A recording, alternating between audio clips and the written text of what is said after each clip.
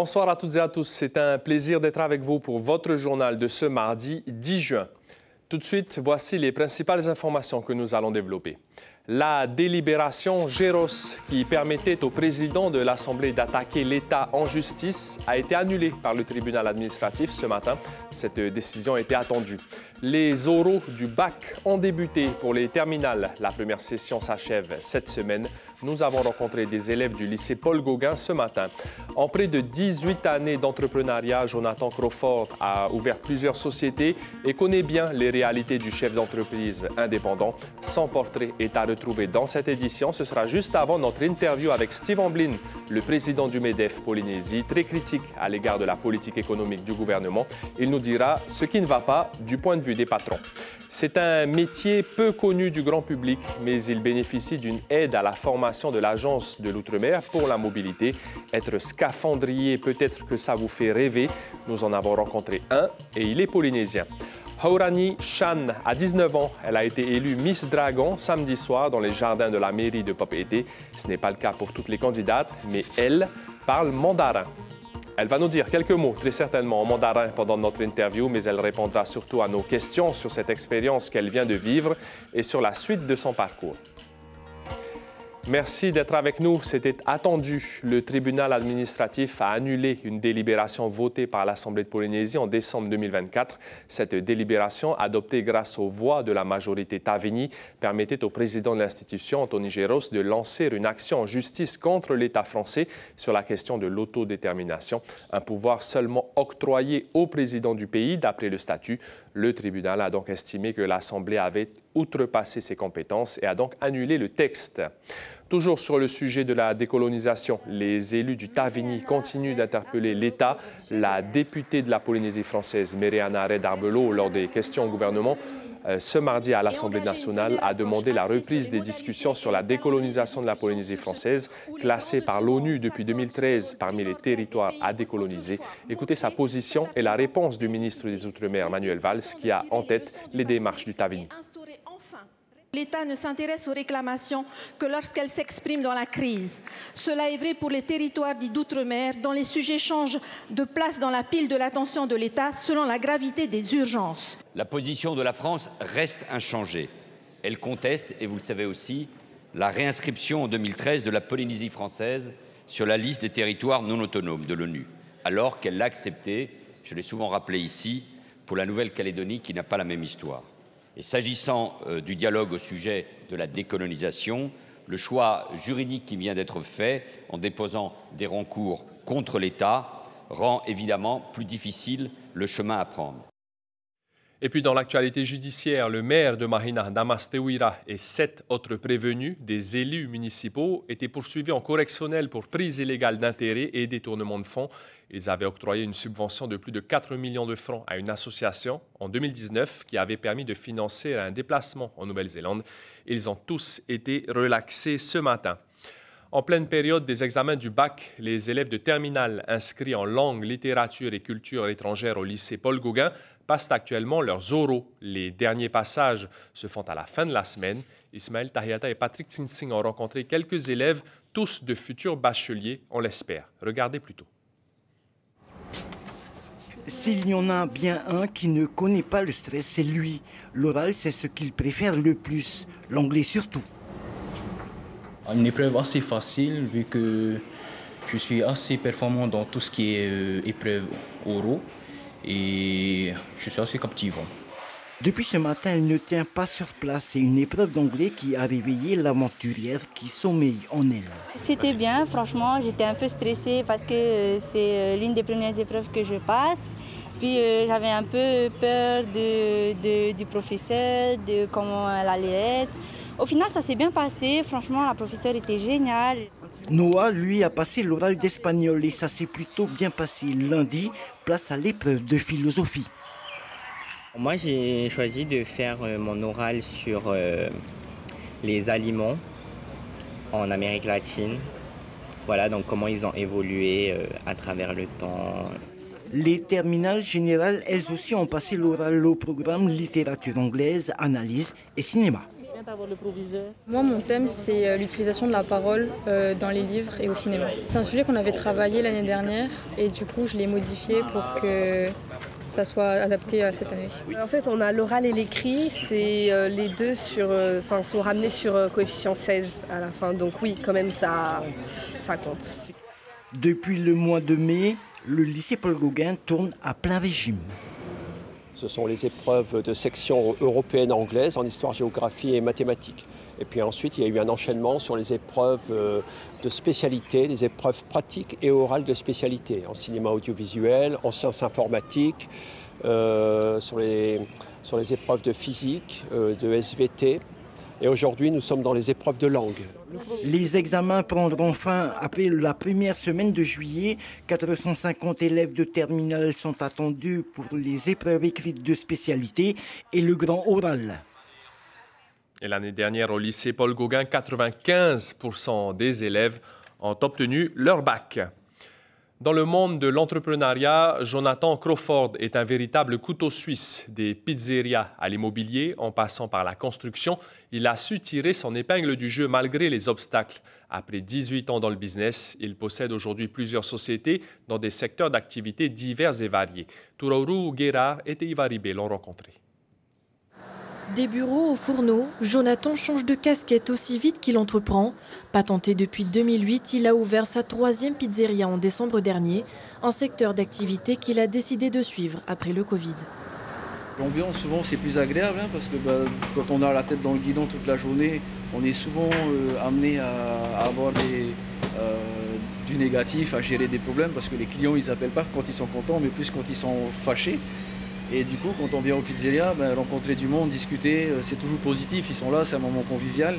Mais tout n'a pas été simple. La terrasse extérieure lui a coûté cher, pas seulement en travaux, mais surtout à cause des démarches administratives, trop longues, trop complexes et inadaptées à la réalité du terrain, selon lui. Ce qui nous agace, les entrepreneurs, c'est qu'il y a des textes qui sont mis en place et je suis d'accord qu'il faut des textes pour cadrer les choses. Mais il y a des moments où il faut penser terrain et il faut venir voir comment ça se passe dans la réalité. Parce que si ça continue, nous, on a du mal. On perd 2 millions tous les mois parce que les gens ne viennent pas. Quand il pleut, tu ne peux pas venir. Quand il fait chaud le midi, tu ne viens pas. Sur son scooter, Jonathan enchaîne les rendez-vous. Il peut changer de lieu de travail plusieurs fois dans la journée. Là, on est au centre commercial du Lotus et on va aller faire les tours dans l'agence immobilière. Jonathan a ouvert son agence immobilière en 2012. Aujourd'hui, il dirige 6 sociétés et près de 70 employés. Cela demande rigueur et organisation. Pourtant, l'entrepreneuriat n'était pas son domaine de prédilection. Pourquoi je me suis à un moment donné décidé un peu à me lancer, enfin décidé c'est un bien grand mot, mais ça a mis du poids dans mon choix. C'est qu'une fois, j'entendais Oscar Temaru faire un discours et reprendre un peu les mots de Fitzgerald Kennedy en disant ne vous demandez pas ce que votre pays peut faire pour vous, mais demandez-vous ce que vous pouvez faire pour votre pays.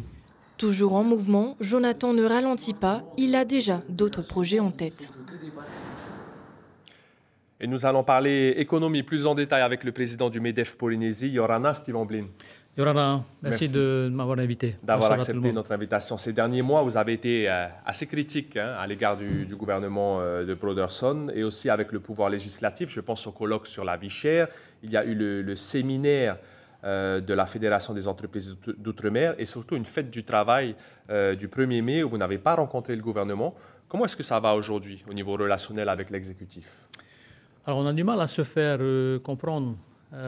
On a relevé sur les 16 derniers mois plus de 10 mesures que nous, on qualifie d'anti-entreprises et qui sont chronophages parce qu'au final, nous sommes constamment à la présidence ou dans les ministères ou à l'Assemblée pour essayer de faire comprendre notre combat.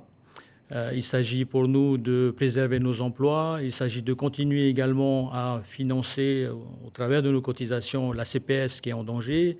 Et donc la situation n'est pas simple. Nous avons également mis en avant que nous voyons arriver une récession et on voit ce qui se passe actuellement aux États-Unis qui vient que confirmer nos prédictions malheureusement. Donc voilà, on a le sentiment de ne pas être compris. J'ai le sentiment, moi, au niveau des membres du MEDEF, qu'il y a une perte de confiance de la part des chefs d'entreprise. Pour autant, on reste dans le dialogue, on essaye toujours de continuer à être présent dans les réunions, mais ce n'est pas simple. Vous voulez aller vers plus de libre concurrence et vous craignez qu'on se dirige vers une administration géante. Qu'est-ce qui vous laisse penser cela? Le gouvernement et l'Assemblée de Polynésie considèrent qu'aujourd'hui, les entreprises sont la cause de l'inflation. Alors qu'on a démontré, et les chiffres sont officiels, qu'il y a 5% d'inflation à l'étranger et seulement 1% en Polynésie. Elle est contenue donc ici. Et donc ce sont les chefs d'entreprise, puisque le pays n'a pas fait baisser d'impôts. Donc ce sont les chefs d'entreprise qui ont fait baisser leur marge, justement grâce au jeu de la concurrence. Les magasins sont en concurrence entre eux et vont essayer de trouver des solutions pour justement satisfaire leur clientèle. Mais ça ne suffit pas pour le pouvoir en place. Ils en sont à essayer de contrôler les marges, à mettre en place des plafonds. On l'a vu au niveau des PPN qui ont fini par tuer énormément de magasins et de petites entreprises. Donc nous disons aujourd'hui, l'entrepreneur a fait des efforts. Quel effort fait le pouvoir? Est-ce qu'il y a des possibilités demain que des taxes soient abaissées et à ce moment-là, pour nous permettre justement d'avoir de l'oxygène, d'embaucher davantage, d'investir davantage? Pour vous payez encore trop de charges, par exemple? Disons que oui, alors, de toute façon, on essaiera toujours d'essayer d'en payer le moins possible, mais vous pensez bien que si à un moment donné, on faisait plus de marge, on les réinvestirait, on embaucherait plus. Mais on n'est pas dans ce constat. On a en face de nous des personnes qui sont dans un dogme qui consiste à dire que les entreprises aujourd'hui sont responsables de l'appauvrissement de notre population. Et voilà, donc c'est pas évident. C'est juste à rappeler que en fin de semaine dernière, les statistiques sont tombées. Aujourd'hui, l'investissement des entreprises est en chute, la confiance des ménages est en chute. Donc il est temps, et on ne cesse de le répéter, il est temps que le pays réalise que sans ces entreprises, l'économie va finir par capoter et on va au-devant de complications encore plus graves. Très, très rapidement, Steve Omblin, il nous reste quelques secondes. Est-ce que ça vous inquiète, cette loi sur le plastique à usage unique qui doit entrer en vigueur là, très prochainement? Est-ce que les patrons dans le domaine de la restauration s'en inquiètent? Alors, on est tous pour la préservation de l'environnement. La seule chose, c'est qu'on est venu nous imposer cette loi avec des délais qui sont courts, parce que ça va nécessiter aux industriels d'investir davantage en très peu de temps. Vous voyez, donc ça met encore en danger des entreprises, et derrière ces entreprises, il y a bien entendu des emplois. La particularité en plus de cette loi, c'est qu'aujourd'hui, les services ne sont même pas d'accord sur la lecture de ces textes, c'est-à-dire qu'aujourd'hui, les industriels ont du mal à savoir qu'est-ce qu'ils pourront commercialiser demain ou pas, donc c'est compliqué. Merci beaucoup, Steve Omblin. Je rappelle que vous êtes président du MEDEF Polynésie et que vous estimez que le gouvernement devrait arrêter de tenir les entreprises responsables donc, de l'inflation. Merci. Merci beaucoup. Il fait un métier pas comme les autres et a bénéficié pour sa formation de l'aide de l'Agence de l'Outre-mer pour la mobilité. Oscar Garbut est scaphandrier et depuis son retour au FENU en 2023, il souhaite former de jeunes Polynésiens à ce métier peu connu du grand public. Et Nassor Avaino et Mirko Vanfo l'ont rencontré. Il a fait de l'océan son terrain de jeu. Lui, c'est Oscar Garbut, plongeur scaphandrier spécialisé en travaux sous-marins depuis maintenant 6 ans. Lui qui n'avait aucune notion de plongée avant 2018, aujourd'hui, c'est un passionné. C'est varié, c'est vaste. Il y a plusieurs types. On peut partir de la boulonnerie jusqu'à de la soudure sous-marine, de la découpe sous-marine, sur pieu, sur pale-planche. Et voilà, comme je disais au début, c'est très vaste. Et quand il n'est pas à l'eau, Oscar supervise l'équipe à terre, car même s'il préférerait passer plus de temps dans l'océan, les travaux sous-marins, ça se prépare. Nous sommes en train de préparer des gros corps-morts qui partiront sur un autre chantier. Voilà. Et après, dans la foulée? Et dans la foulée, je suis ces corps-morts pour intégrer l'équipe actuelle sur l'île où ça doit partir et poser cela au fond, justement pour finaliser un chantier. Problème, le métier de plongeur scaphandrier n'existe pas encore officiellement en Polynésie. Ici, il n'y a que des plongeurs professionnels. Le scaphandrier a pourtant l'avantage d'être constamment relié à la surface, une piste de réflexion sérieuse selon Oscar, qui aimerait former la jeunesse, une fonction qu'il a occupée en Bretagne jusqu'en 2023.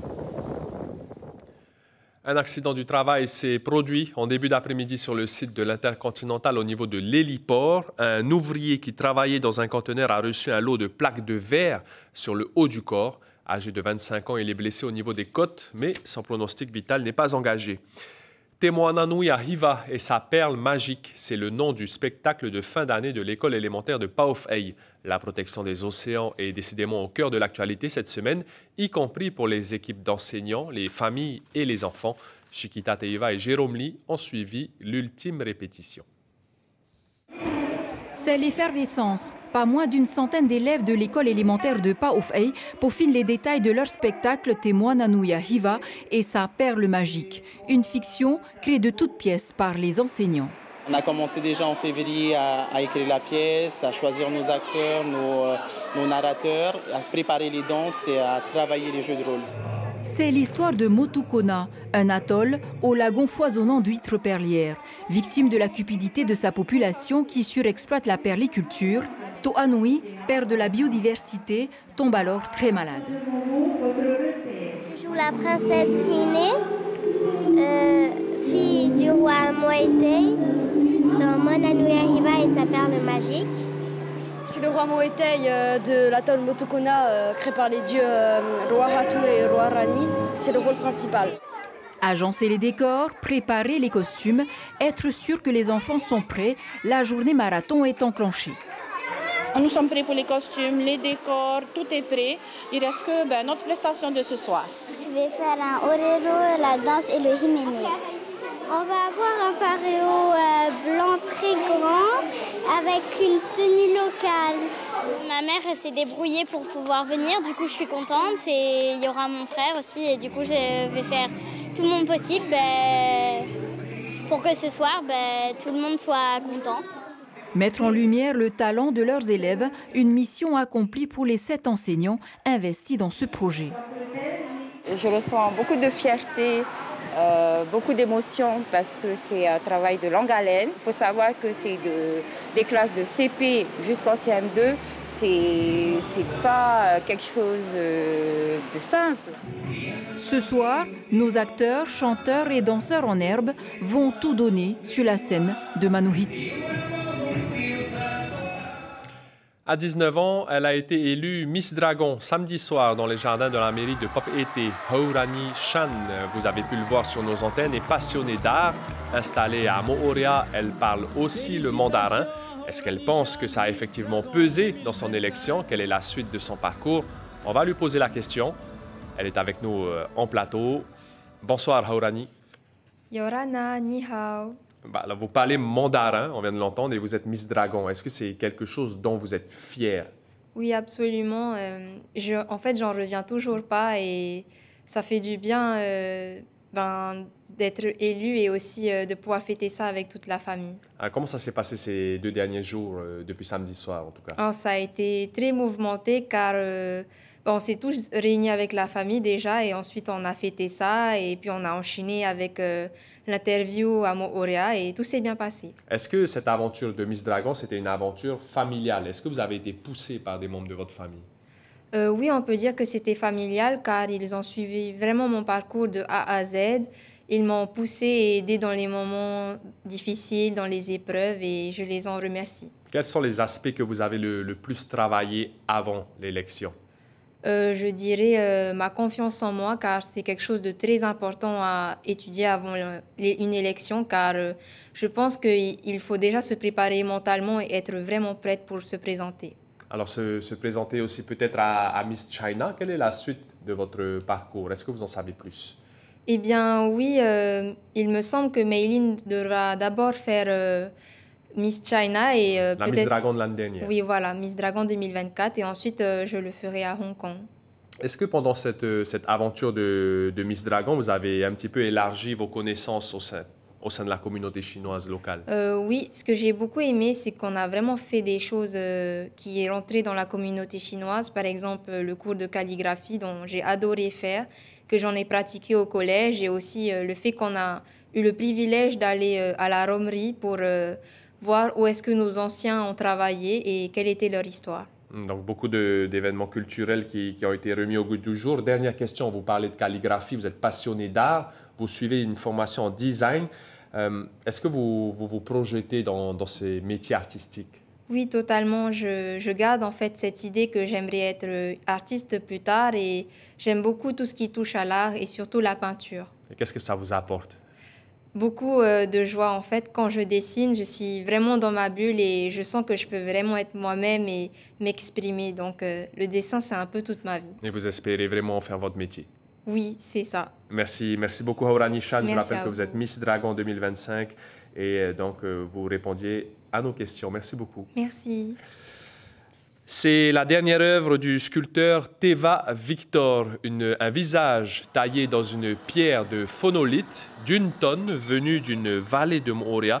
La pièce a été installée ce matin dans les jardins de Paufey, exposée aux yeux de tous.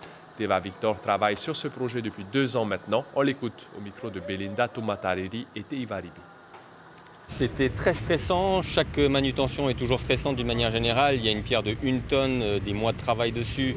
Donc forcément, le fait de la soulever avec des sangles qui peuvent glisser et le fait que le visage puisse tomber côté visage sur l'autre pierre, c'est toujours un moment stressant. Mais là, c'est posé. Donc je suis content. C'est un endroit qui est disponible pour toute la population, visible par tous. L'information principale de ce mardi, le tribunal administratif a annulé une délibération votée par l'Assemblée de Polynésie en décembre 2024. Cette délibération, adoptée grâce aux voix de la majorité Tavini, permettait au président de l'institution, Anthony Géros, de lancer une action en justice contre l'État français sur la question de l'autodétermination. Un pouvoir seulement octroyé au président du pays, d'après le statut. Le tribunal a donc estimé que l'Assemblée avait outrepassé ses compétences et a donc annulé le texte. Que sait-on des grands fonds marins situés au large de la Nouvelle-Calédonie, de Wallis et Futuna et de la Polynésie française? C'est la question titre d'un article sur notre site Internet consacré à une expertise scientifique collective. Sur vos écrans, après ce journal soirée série avec 2 épisodes de The Glades, puis 2 épisodes de Good Girls. C'est la fin de ce journal. Merci de votre fidélité. Passez une très belle soirée. À demain. Prenez bien soin de vous.